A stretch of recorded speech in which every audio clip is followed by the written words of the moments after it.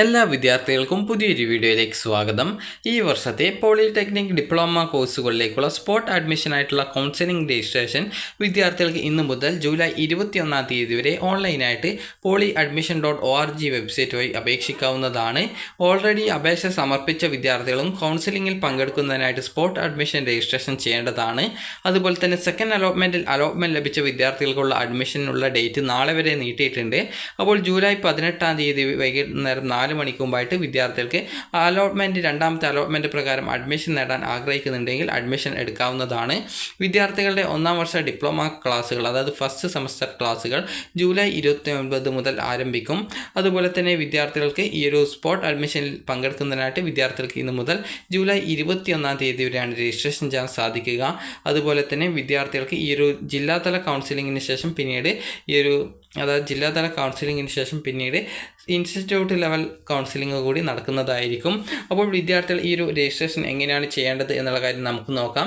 Registration ചെയ്യുന്നതിനായിട്ട് വിദ്യാർത്ഥികൾ polyadmission.org എന്നുള്ള website open ചെയ്ത് അതായത് ഡിപ്ലോമ അഡ്മിഷൻ 2024-25 എന്നുള്ള, അതായത് പോളിടെക്നിക് ഡിപ്ലോമ എന്ന് പറഞ്ഞുള്ള ആ ഒരു ലിങ്കിൽ ക്ലിക്ക് ചെയ്യുക. അപ്പോൾ ക്ലിക്ക് ചെയ്ത് കഴിഞ്ഞാൽ നിങ്ങൾക്ക് ഈ ഒരു പേജിലേക്ക് വരുന്നതാണ്. അതായത് ഈ ഒരു പേജിലാണ് നിങ്ങൾ polyadmission.org എന്നുള്ള ഈ ഒരു വെബ്സൈറ്റ് ഓപ്പൺ ചെയ്ത ശേഷം നിങ്ങൾക്ക് നേരത്തെയുള്ള ഈ ഒരു പേജിലേക്ക് പ്രവേശിക്കാൻ സാധിക്കും. അപ്പോൾ ഈ ഒരു പേജിൽ ഡിപ്ലോമ അഡ്മിഷൻ റെഗുലർ 2024-25 എന്ന് പറഞ്ഞുള്ള ലിങ്ക് കാണാം. ഇതിൽ ക്ലിക്ക് ചെയ്യുക. അപ്പോൾ ഈ ഒരു പേജിലേക്ക് വരുന്നതാണ്.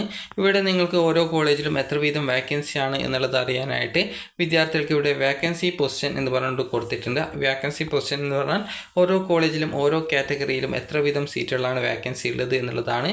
ഓരോ ജില്ല സെലക്ട് ചെയ്യുന്ന സമയത്തും ആ ഒരു ജില്ലയിലെ നിങ്ങൾക്ക് ആവശ്യമായിട്ടുള്ള പോളിടെക്നിക് കോളേജുകൾ നിങ്ങൾക്ക് സെലക്ട് ചെയ്ത് കൊടുക്കാവുന്നതാണ്. അപ്പോൾ ഓരോ ജില്ല സെലക്ട് ചെയ്യുന്ന സമയത്ത് ആ ഒരു ജില്ലയിലുള്ള പോളിടെക്നിക് ലിസ്റ്റ് കാണാവുന്നതും അതിൽ നിങ്ങൾക്ക് ഏത് കോളേജിലെ വേക്കൻസിയാണ് അറിയേണ്ടത് ആ ഒരു കോളേജ് സെലക്ട് ചെയ്യുകയും അതിനുശേഷം ഓക്കെ ബട്ടൺ ക്ലിക്ക് ചെയ്യുകയും ചെയ്യുക.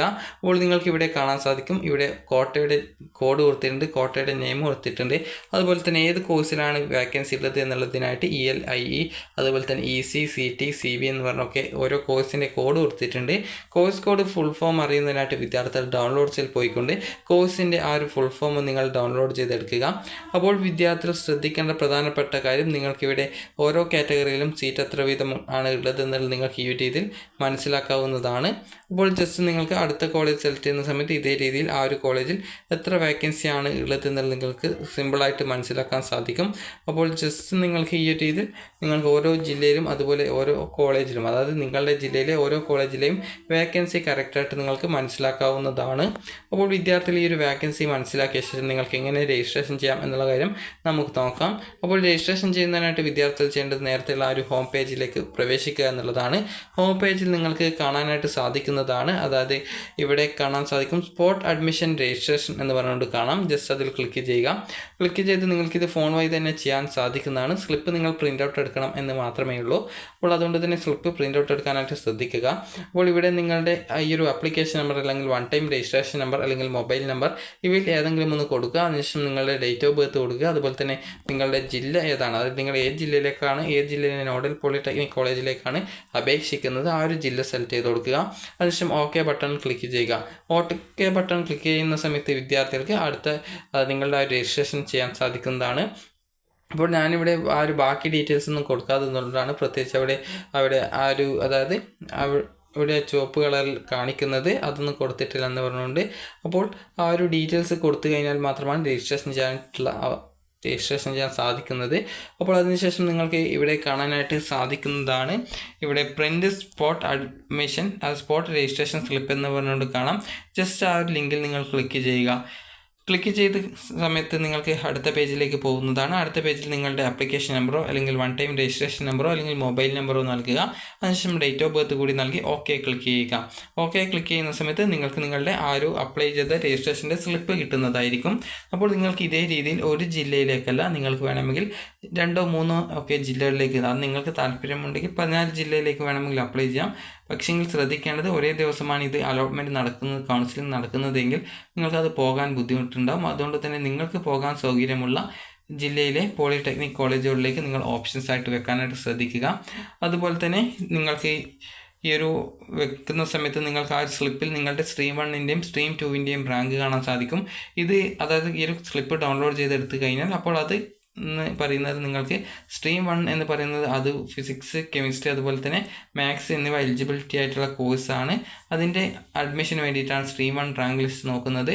അതിനുശേഷം സ്ട്രീം 2 ബാക്കിയുള്ള അതായത് ഏകദേശം ഒരു മാത്സും ഇംഗ്ലീഷും ആണെന്നാണ് തോന്നുന്നത് സ്ട്രീം 2-ലെ എലിജിബിലിറ്റി എന്ന് പറയുന്നത്. അപ്പോൾ അതിൻ്റെ ആ ഒരു പരിഗണന ലഭിക്കുന്ന അതായത് അതിൻ്റെ ആ ഒരു എലിജിബിലിറ്റി ലഭിക്കുന്ന കോഴ്സുകളാണ് സ്ട്രീം 2-ൽ വരുന്നത്. അതുകൊണ്ടാണ് നിങ്ങൾക്ക് രണ്ട് റാങ്ക് ലിസ്റ്റ് കാണുന്നത്. അപ്പോൾ അതുകൊണ്ട് തന്നെ നിങ്ങൾ ആ 2 റാങ്ക് ലിസ്റ്റ് ഉള്ളത് കൊണ്ട് ഏതാണ് നിങ്ങളുടെ റാങ്ക് ലിസ്റ്റ് എന്നുള്ളത് ചോദിക്കേണ്ടതില്ല. കാരണം രണ്ടും 2 റാങ്ക് ലിസ്റ്റുകളാണ്. ഇത് 2 വിധത്തിലുള്ള കോഴ്സുകളിലേക്ക് പ്രവേശനം നൽകുന്നതിന് വേണ്ടിയിട്ടാണ് 2 റാങ്ക് ലിസ്റ്റുകൾ നിങ്ങൾക്ക് കാണാനായിട്ട് സാധിക്കുന്നത്. അപ്പോൾ നിങ്ങൾക്ക് ഇവിടെ കാണാൻ സാധിക്കുന്നതാണ് ഇവിടെ സ്പോട്ട് അഡ്മിഷൻ ഷെഡ്യൂൾ എന്ന് പറഞ്ഞുകൊണ്ട് കാണാം. ജസ്റ്റ് അതിൽ ക്ലിക്ക് ചെയ്യുക. ഇവിടെ നിങ്ങൾക്ക് നിലവിൽ ഇപ്പോൾ ഷെഡ്യൂളൊന്നും വന്നിട്ടില്ല. നിങ്ങൾക്കിപ്പോൾ ഇവിടെ നോക്കുന്ന സമയത്ത് ഓരോ ജില്ലയിലും അതായത് ടോട്ടൽ 14 ജില്ലയിൽ 14 നോഡൽ പോളിടെക്നിക് കോളേജുകളാണുള്ളത്. അപ്പോൾ നിങ്ങൾക്ക് ഇവിടെ നോക്കുന്ന സമയത്ത് നിങ്ങൾക്ക് ഇവിടെ അതിൻ്റെ ഷെഡ്യൂൾ വന്നിട്ടില്ല. ഇവിടെ ഡൗൺലോഡ് ഷെഡ്യൂൾ എന്നുള്ള ഭാഗത്ത് ഷെഡ്യൂൾ ഏകദേശം ഈ ഒരു ജൂലൈ 21-ാം തീയതിക്കാകും വരുന്നതാണ്. വന്നു കഴിഞ്ഞാൽ നിങ്ങൾക്ക് ഇവിടെ ഈ ഒരു രീതിയിൽ സിമ്പിൾ കാണാൻ സാധിക്കും. അതായത് താഴോട്ടേക്കുള്ള എറോയും അതിനുശേഷം ജസ്റ്റ് ഒരു റൗണ്ട് ആയിട്ടുള്ള ഒരു ചിഹ്നം കാണാൻ സാധിക്കും. അതായത് ഡൗൺലോഡ് ചെയ്യാനുള്ള ഒരു സിമ്പിളാണ്. ജസ്റ്റ് അതിൽ ക്ലിക്ക് ചെയ്യുന്ന സമയത്ത് നിങ്ങൾക്ക് ആ ഒരു നോഡൽ പോളിടെക്നിക് കോളേജിൻ്റെ അതായത് ഈ ഒരു സിമ്പിളുള്ള ആ ഒരു നേരെയുള്ള പോളിടെക്നിക് കോളേജ് ഏതാണോ അതിൻ്റെ ആ ഒരു ഷെഡ്യൂൾ നിങ്ങൾക്ക് ഡൗൺലോഡ് ചെയ്തെടുക്കാൻ സാധിക്കും. അപ്പോൾ ആ ഒരു രീതിയിൽ നിങ്ങൾ ഏത് ജില്ലയിലേക്കാണ് അപ്ലൈ ചെയ്തിട്ടുണ്ടായിരുന്നത്, അത് നിങ്ങളിപ്പോൾ ഒന്നിലധികം ജില്ലയിലേക്ക് അപ്ലൈ ചെയ്ത വിദ്യാർത്ഥികൾ ആണെങ്കിൽ നിങ്ങൾ ആ ഒരു ജില്ലയിലേക്കുള്ള ആ ഒരു പോളിടെക്നിക് കോളേജിൻ്റെ നേരെയുള്ള ആ ഒരു ഷെഡ്യൂൾ ഡൗൺലോഡ് ചെയ്തെടുത്ത ശേഷം അവിടെയുള്ള ഷെഡ്യൂൾ എപ്പോഴാണ് എന്നുള്ളത് കറക്റ്റായിട്ട് മനസ്സിലാക്കുക. നിങ്ങളിപ്പോൾ ഒന്നിലധികം ജില്ലയിലേക്ക് നിങ്ങൾ കൗൺസിലിംഗിന് രജിസ്ട്രേഷൻ ചെയ്ത വിദ്യാർത്ഥികൾ ആണെങ്കിൽ, അതായത് നിങ്ങൾ ഓൾറെഡി രജിസ്ട്രേഷൻ ചെയ്ത ഒരു വിദ്യാർത്ഥിയാണ്, പോളിടെക്നിക് അഡ്മിഷൻ രജിസ്ട്രേഷൻ ചെയ്ത ഒരു വിദ്യാർത്ഥിയാണെങ്കിൽ കൂടി ഈ ഒരു സ്പോട്ട് അഡ്മിഷനുള്ള രജിസ്ട്രേഷൻ ചെയ്യേണ്ടത് നിർബന്ധമാണ്. ഇല്ലാന്നുണ്ടെങ്കിൽ നിങ്ങൾക്ക് സ്പോട്ട് അഡ്മിഷനിൽ പങ്കെടുക്കുന്നതിനായിട്ട് സാധിക്കുന്നതല്ല. അതുകൊണ്ട് തന്നെ സ്പോട്ട് അഡ്മിഷനിൽ രജിസ്ട്രേഷൻ ചെയ്യാനായിട്ട് ശ്രദ്ധിക്കേണ്ടതാണ്. അപ്പോൾ വിദ്യാർത്ഥികൾക്ക് വേണമെങ്കിൽ ഒന്നിലധികം ജില്ലയിലേക്ക് അപ്ലൈ ചെയ്യാനായിട്ട് നേരത്തെ പറഞ്ഞ രീതിയിൽ തന്നെ ഈ ഒരു ഡീറ്റെയിൽസൊക്കെ കൊടുത്ത് അടുത്ത ജില്ല സെലക്ട് ചെയ്ത് കൊടുക്കുക. അതിനുശേഷം ഓക്കെ ക്ലിക്ക് ചെയ്യുക. ഈ ഒരു രീതിയിൽ നിങ്ങൾക്ക് വേണ്ട ജില്ലകളൊക്കെ ഈ ഒരു രീതിയിൽ സേവ് ചെയ്ത് അതായത് അതിൻ്റെ സ്ലിപ്പ് ഡൗൺലോഡ് ചെയ്തെടുക്കാവുന്നതാണ്. അപ്പോൾ നിങ്ങൾ നോക്കുന്ന സമയത്ത് ഒന്നിലധികം ജില്ലയിലേക്ക് അപേക്ഷിച്ച വിദ്യാർത്ഥികൾക്ക് ഒരേ ദിവസമാണ് ഷെഡ്യൂൾ വരുന്നത് എന്നുള്ളെങ്കിൽ, അതായത് ഈ ഒരു ഷെഡ്യൂളിൽ പറയുന്നത് ഈ ഒരു രീതിയിലായിരിക്കും. സ്ട്രീം 1 ഇത്ര റാങ്ക് മുതൽ ഇത്ര റാങ്ക് വരെയുള്ള വിദ്യാർത്ഥികൾ ഇന്ന ദിവസം പോകണം, അതിനുശേഷം സ്ട്രീം 2-ലുള്ള വിദ്യാർത്ഥികൾ ഇന്ന ദിവസം വരണം അല്ലെങ്കിൽ ഇന്ന സമയത്ത് വരണം എന്നിങ്ങനെ കറക്റ്റായിട്ട് ഡീറ്റെയിൽസ് കൊടുത്തിട്ടുണ്ടാകും. അത് കറക്റ്റായിട്ട് നിങ്ങൾ പരിശോധിച്ച് നിങ്ങൾ ഏത് സമയത്താണ് ഹാജരാവേണ്ടത് എന്നുള്ള കാര്യം കറക്റ്റായിട്ട് മനസ്സിലാക്കി ആ ഒരു സമയം എപ്പോഴാണ് ഷെഡ്യൂൾ പറഞ്ഞിട്ടുള്ളത് അത് പ്രകാരം വിദ്യാർത്ഥികൾ സ്പോട്ട് അഡ്മിഷനിൽ പങ്കെടുക്കുക. അപ്പോൾ നിങ്ങൾ ഒന്നിലധികം ജില്ലയിലേക്ക് അപേക്ഷ സമർപ്പിച്ചിട്ടുണ്ടെങ്കിൽ നിങ്ങൾ ഒരു ജില്ലയിലേക്ക് നിങ്ങളും അതുപോലെ തന്നെ നിങ്ങളുടെ എല്ലാവിധ സർട്ടിഫിക്കറ്റിൻ്റെയും ഒറിജിനൽ എടുത്തുകൊണ്ട് പോവേണ്ടതായിട്ടുണ്ട്. അതുപോലെ ഈ ഒരു സ്ലിപ്പും എടുത്തുകൊണ്ട് പോവേണ്ടതായിട്ടുണ്ട്. 2 ജില്ലകളിലേക്ക് അല്ലെങ്കിൽ 3 ജില്ലയിലേക്കൊക്കെ അപ്ലൈ ചെയ്ത വിദ്യാർത്ഥികൾ ആണെങ്കിൽ ഒരേ ദിവസം തന്നെയാണ് ഷെഡ്യൂൾ വരുന്നതെങ്കിൽ ഒരു ജില്ലയിലേക്ക് നിങ്ങളും അതുപോലെ തന്നെ മറ്റൊരു ജില്ലയിലേക്ക് നിങ്ങളുടെ അച്ഛനെയോ അല്ലെങ്കിൽ അമ്മയോ അയക്കാം. അല്ലാന്നുണ്ടെങ്കിൽ നിങ്ങൾക്ക് മറ്റൊരു ജില്ലയിലേക്ക് നിങ്ങളുടെ ബ്രദറിനെ അയക്കാം. അപ്പോൾ ഈ രീതിയിൽ നിങ്ങൾ അയക്കുന്ന സമയത്ത് നിങ്ങളുടെ ആപ്ലിക്കേഷൻ്റെ പ്രിൻ്റ് ഔട്ടും അതുപോലെ തന്നെ നിങ്ങളുടെ ഓതറൈസേഷൻ ലെറ്ററും നിങ്ങൾ ആരെയാണോ അയക്കുന്നത് അവരുടെ കയ്യിൽ കൊടുക്കേണ്ടതാണ്. അപ്പോൾ ഓതറൈസേഷൻ ലെറ്റർ എന്ന് പറയുന്നത് നിങ്ങളുടെ അലോട്ട്മെൻറ്റിൽ നിങ്ങൾ പങ്കെടുക്കുന്നതിന് വേണ്ടിയിട്ട് നിങ്ങളുടെ അച്ഛനെയോ അല്ലെങ്കിൽ ബ്രദേഴ്സിനെയോ അല്ലെങ്കിൽ നിങ്ങളുടെ സുഹൃത്തിനെയോ ആരെയോ ഏൽപ്പിക്കുന്നത് അവരെ ചുമതലപ്പെടുത്തി എന്ന് പറഞ്ഞുകൊണ്ട് അവരുടെ ഫോട്ടോയും നിങ്ങളുടെ ഫോട്ടോയും ഒട്ടിച്ച് അതിൽ നിങ്ങൾ സെൽഫ് അറ്റസ്റ്റ് ചെയ്തുകൊണ്ടുള്ള ഒരു ഫോമാണ് അതായത് ഈ ഓതറൈസേഷൻ ലെറ്റർ എന്ന് പറയുന്നത്. ഇവിടെ ഈ ഒരു ഡൗൺലോഡ്സിൽ ഫോം ഓഫ് ഓതറൈസേഷൻ ലെറ്റർ എന്ന് പറഞ്ഞുകൊണ്ട് കൊടുത്തിട്ടുണ്ട്. ജസ്റ്റ് അത് ഡൗൺലോഡ് ചെയ്തെടുത്ത് ഫില്ല് ചെയ്ത് ആ ഒരു സമയത്ത് പോയാൽ മതിയാകും. അപ്പോൾ ഈ ഒരു ഷെഡ്യൂൾ വരുന്ന സമയത്ത് വിദ്യാർത്ഥികളെ കറക്റ്റായിട്ട് ആ ഒരു ഡീറ്റെയിൽസ് പറഞ്ഞു തരുന്നതാണ്.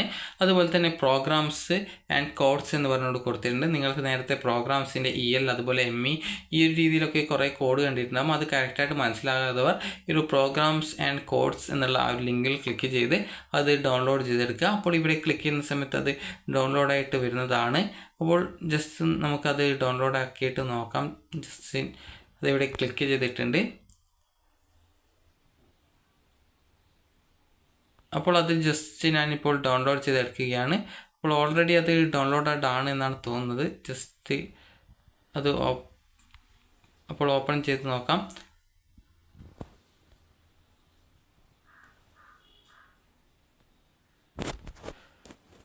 അപ്പോൾ ഇത് ഓപ്പൺ ആയിട്ടുണ്ട്. നിങ്ങൾക്ക് ഇവിടെ കാണാൻ സാധിക്കും ഓരോ കോഴ്സിൻ്റെയും ആ ഒരു കോഴ്സ് കോഡ് നിങ്ങൾക്ക് എന്താണെന്നുള്ളത്, അത് കോഴ്സിൻ്റെ ഫുൾ ഫോം എന്താണെന്നുള്ളത് മനസ്സിലായിട്ടുണ്ടാകുമെന്ന് കരുതുന്നു.